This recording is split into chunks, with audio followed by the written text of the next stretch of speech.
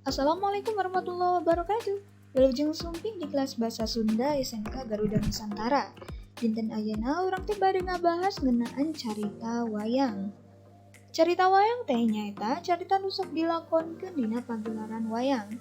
Harti kecap wayang nuwutkeun kamus Bahasa Sunda nyaeta asalna tina kecap kalangkang atau bayang ya. Ini cerita wayang yaitu merupakan cerita yang suka ditampilkan atau diperagakan dalam sebuah pagelaran wayang ya. Kemudian arti kata wayang itu sendiri menurut Kamus Bahasa Sunda berasal dari kata kalangkang atau bayangan. Karena ini cerita yang diperagakan oleh sang dalang dengan menggunakan media wayang kulit, wayang golek maupun yang lainnya. Salajengna carita wayang teh asalna ti India ya. Cerita wayang ini berasal dari negara India. Babon carita wayang nyaeta tina epik Ramayana jeung Mahabharata. Sumber cerita wayang yang sudah menyebar di negara-negara lain ini asalnya yaitu dari epik Ramayana dan juga epik Mahabharata.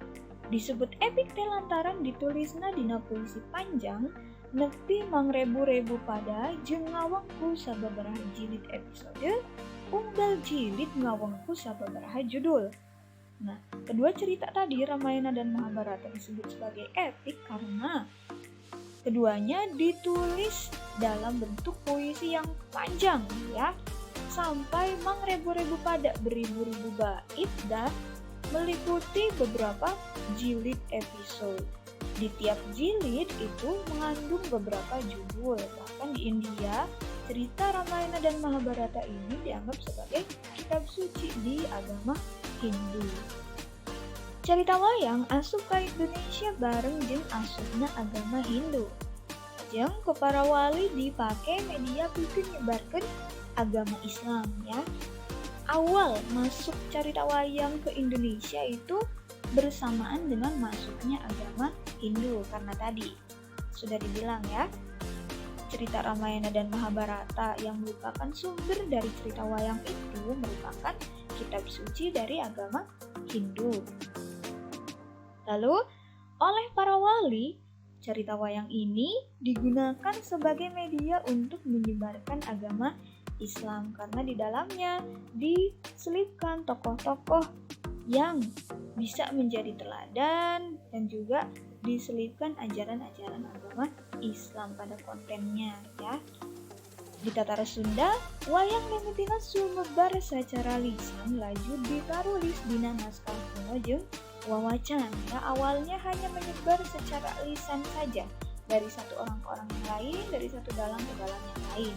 Kemudian baru deh ditulis dalam bentuk naskah kuno dan juga dalam bentuk wawacan. Mimitina aya pagelaran wayang kulit pengaruh di Jawa, tuluy urang Sunda nyiptakeun wayang golek.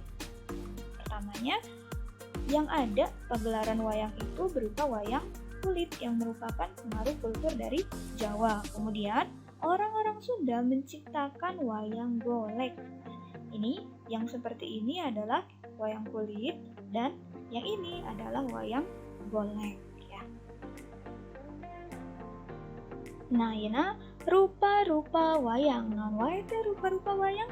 Jenis-jenis wayang diantaranya yaitu ada wayang golek. Wayang golek nyaritakeun lalakon Mahabharata jeung Ramayana. Kadua nyaeta aya wayang cepak. Wayang cepak nyaritakeun lalakon Amir Hamzah di tanah Arab. Nu katilu nyaeta aya wayang suluk.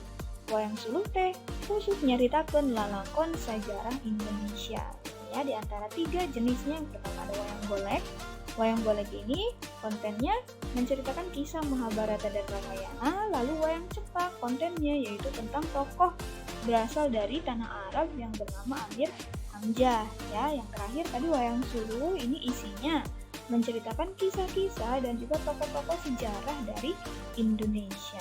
Selain wayang golek, wayang cepak, wayang sulu ada juga jenis-jenis yang lain. Silakan kalian cari dari sumber yang lain ya. Salajengna nyaeta unsur-unsur carita wayang. Nu kahiji aya jejer. Nyaeta inti carita ti awal nepi ka akhir ya. Jejer atau tema merupakan inti dari cerita wayang yang disampaikan dalam sebuah pagelaran. Nu kadua unsurna nyaeta aya palaku. Jalma nu ngalakonan dina carita. Tokoh-tokoh yang berperan dalam cerita wayang tersebut siapa saja. Nu katilu nyaeta aya latar. Latar teh lingkungan nu ngadadasaran lumangsungna hiji kajadian carita. Latar atau setting ini lingkungan yang mendasari berlangsungnya sebuah cerita. Ada latar, ada setting tempat, setting waktu ya. Nu katilu nyaeta aya unsur galur. Galur teh runtuyan kajadian nu lumangsung.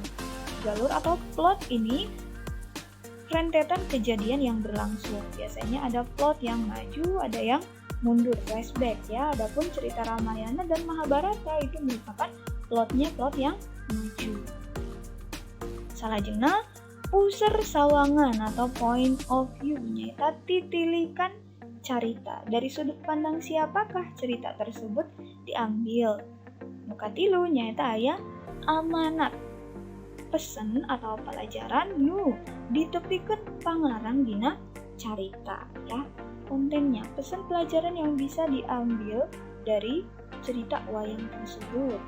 Itu adalah unsur-unsur cerita wayang. Ingat-ingat ada jajar, palaku, latar, galur, unsur sawangan, jeung amanat.